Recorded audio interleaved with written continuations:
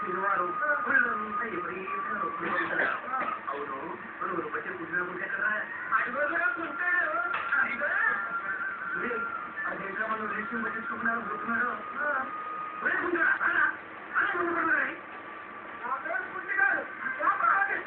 అలా పిలిచారా పడకమని మళ్ళీ పెట్టండి. ఏం చూస్తారు అలాగే చూస్తారు కానీ ముందు ఒళ్ళు పడడం దగ్గర కదా మేము ఒళ్ళు పట్టడానికి ఇంకెవరైనా చూసుకో.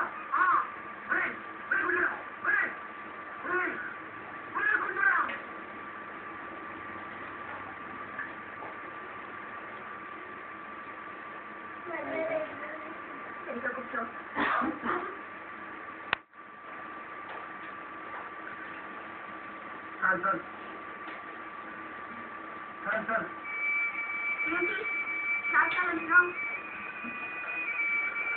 జాగానికి మధ్య కూడా పోతుంది.